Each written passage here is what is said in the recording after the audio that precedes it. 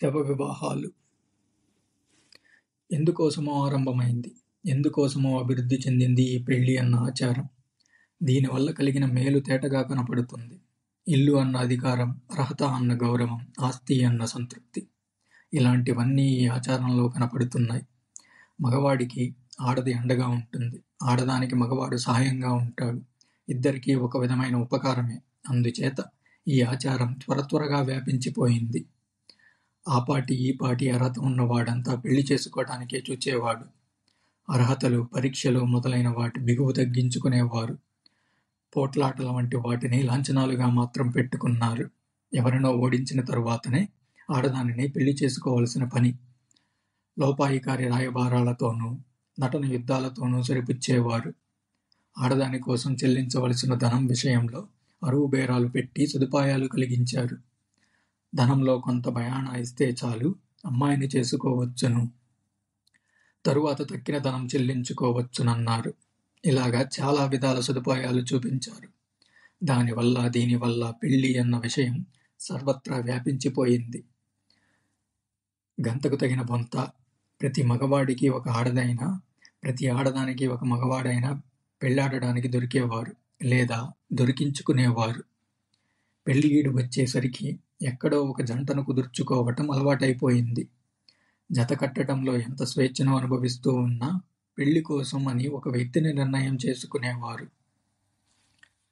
సంబంధ బాంధవ్యాలను బట్టి ఈ నిర్ణయాలు పెళ్లి ఈడు రాకముందు కూడా జరుగుతూ ఉండేవి. వీటినే మనం ప్రధానాలు అంటాం. ప్రధానాలు, నిశ్చితార్థాలు అంటూ ఇలాంటి పూర్వ నిశ్చయాలు జరగటానికి కూడా అవకాశం కలిగింది. ఈ ప్రకారం పెళ్లి అన్నది మామూలైపోయింది. ఎంతవరకు మామూలయ్యిందంటే పెళ్లి కాలేదు అని చెప్పుకోవడం సిగ్గుగా ఉండే అంత మామూలైపోయింది. సిగ్గెందుకంటారు కాబోలు. మగవాడైతే వట్టి అప్రయోజకుడు, అర్హత లేనివాడు, యవ్వన పరీక్షలో తేరలేకపోయాడు, అసమర్థుడు, చవట అని లోకులు అనుకుంటారని సిగ్గు.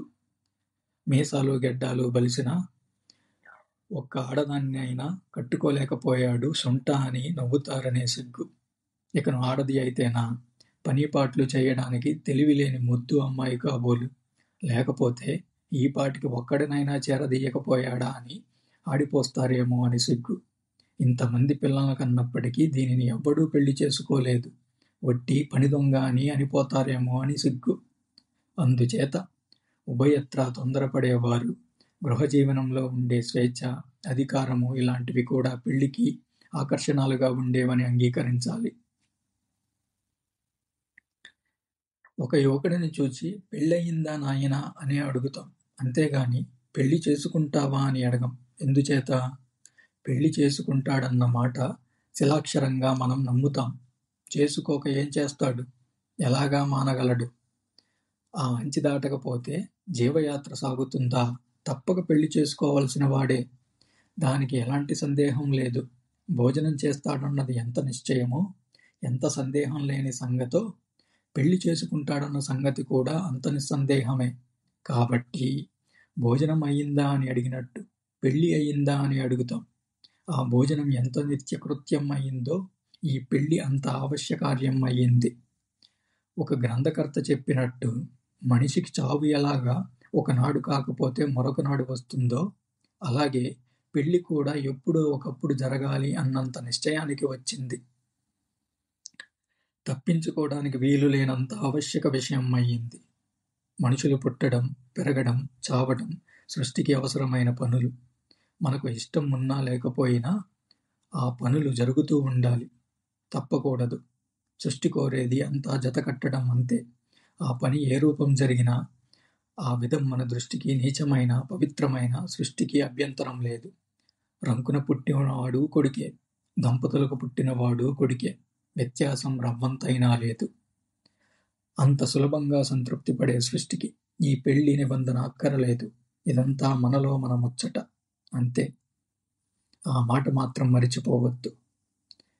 ఇంత ప్రధాన విషయం అయినా దీని వ్యాప్తిని చూసి పెళ్లి చేసుకోకపోతే తప్పు అన్నారు.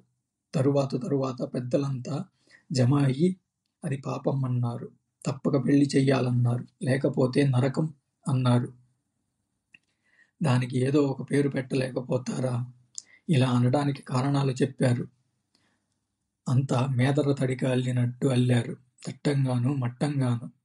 పెళ్ళి ఒక పుణ్యకార్యం అన్న తరువాత ఏమయింది? పెళ్ళి కాకపోవటం మహాపాపమయ్యింది. పెళ్ళి కాకుండా చచ్చిపోయిన వారు మహాపాపులు అయిపోయారు అప్పటి వారి దృష్టిలో. ఇక వారికి గతులు సున్నా అనే చెప్పాలి కదా. ఎలాగా? దీనికోసం కొన్ని జాతులు పడే అగచాట్లు చూస్తే చాలా విచిత్రంగా ఉంటాయి.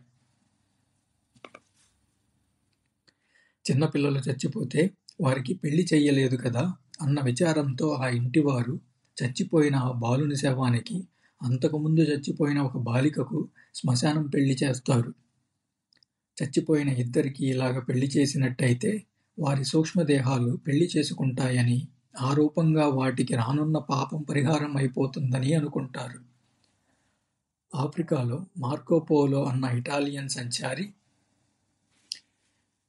ఒక 600 సంవత్సరాలకు పూర్వం ఒక శవ వివాహాన్ని కళ్ళారా చూచాడు.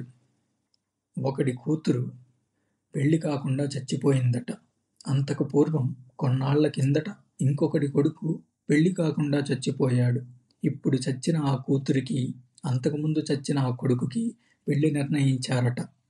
చాలా శోభస్కరంగా ఆహ్వానాలు, వేడుకలు, వినోదాలు, చాలా ధనం వ్యయం చేసి పెళ్లి చేశారు. పెళ్లి పత్రాలు, లగ్నపత్రాలు, కట్నపత్రాలు అన్నీ వ్రాతకోతలు తయారు అయ్యాయి. ఆడపెళ్లివారి పత్రాలు మగపెళ్లివారు పుచ్చుకున్నారు. మగపెళ్లివారి పత్రాలు ఆడపెళ్లివారు పుచ్చుకున్నారు. తరువాత ఈ పత్రాలన్నీ నిప్పులో పడేశారట. ఎందుకో తెలుసా? నాటకమంతా అయిపోయింది, ఇక నీ పత్రాలు ఎందుకని కాదు. నిప్పులో పడేస్తే ఆ శవదంపతులకు అగ్నిదేవుడు రవాణా చేస్తాడు. అక్కడ ఫలానా ఆడశవం నా భార్య అని మగశవం గ్రహించుకుంటుంది. ఆడది కూడా తన మగుడు ఎవరో తెలుసుకుంటుంది. తరువాత పెళ్లి లేని పాపం ఎగిరిపోతుంది. ఆ 2 జీవాలు సుఖంగా ఉంటాయి. శవకళ్యాణం ఇలా జరిగిన తరువాత కథ అంతమవుతుందా? లేదు. ఆడపెళ్లివారి కుటుంబము, మగపెళ్లివారి కుటుంబము బియ్యపు వారిలాగానే ఆ 2 శవాలు బతికి ఆలుమగలుగా ఉంటే ఏ విధంగా రాకపోకలు, విందులు, బియ్యాలు జరుపుకుంటూ సంవత్సరాలు గడుపుతూ ఉంటారో అలాగనే బాంధవ్యం జరుపుకుంటూ ఉంటారు. పెళ్లి కొడుకు, పెళ్లి కూతురు లేదన్న చింత ఉండదు. కుటుంబాలకు సంబంధం బాగా ఏర్పడుతుంది. ఫీజీ నివాసులు నంగా నంగా అన్న దేవత ఒకటి ఉంది. పెళ్లి కాకుండా చచ్చిన వారి ఆత్మలను ఆ దేవత చాలా బాధలు పెడుతూ ఉంటుందట. కాఫర్ ప్రజలలోనూ, అమెరికాలోనూ, కొంతవరకు భారతవర్షంలోనూ ఈ అభిప్రాయం పెళ్లి కాకుండా ఉండటం దోషం అన్న అభిప్రాయం బాగా ఉంది. సదుపాయం కోసం చేసుకునే పెళ్లి ఈ విధంగా శాసనం అయ్యి కూర్చుంది. ఇలాంటి శవ వివాహాలు చేయడానికి కొందరు పురోహితులు కూడా బయలుదేరారు కొన్ని దేశాలలో. ఈ పురోహితులను చీనా దేశంలో మధ్యవర్తులు అంటారు. వీరే శవ కళ్యాణ సందనాకర్తలు. పనికి తగిన పేరు. చచ్చిన పిల్లలకు వీరు పొంతనలు చూస్తారు. బియ్యపు వారి అభిప్రాయాలు కనుక్కుంటారు. పురోహితుడి కట్నాలు నిర్ణయించుకుంటారని వేరే చెప్పాలా? గుడ్డలతోనూ తినుబండరాలతోనూ పురోహితులు, ఆడపెళ్లివారు, మగపెళ్లివారు బయలుదేరుతారు శవాలయానికి. అదే ఇప్పుడు కళ్యాణ వేదిక అవుతుంది. పెళ్లికొడుకు సమాధి దగ్గర, పెళ్లికూతురు సమాధి దగ్గర 2 పీటలు వేస్తారు. ఆ పీట దగ్గర ఒక జెండా, ఈ పీట దగ్గర ఒక జెండా నిలబెడతారు. తెచ్చిన వస్తువులన్నీ అక్కడ పెట్టి చచ్చిన వధూవరులకు పెళ్లి రండని పిలుస్తారు. పీట దగ్గర ఉన్న జెండా కదులుతుంది. గాలిలో కదలకేం చేస్తుంది? ఆ పెళ్లి కొడుకు ఇష్టపడ్డాడని ఇక్కడ, పెళ్లి కూతురు ఇష్టపడిందని అక్కడ చంకలు ఎగరేసి ఆనందిస్తారు. దానితో పురోహితులు బతికున్న వాళ్లకు పెళ్లి చేసినట్టే పెళ్లి తంతు అంతా నడుపుతారు.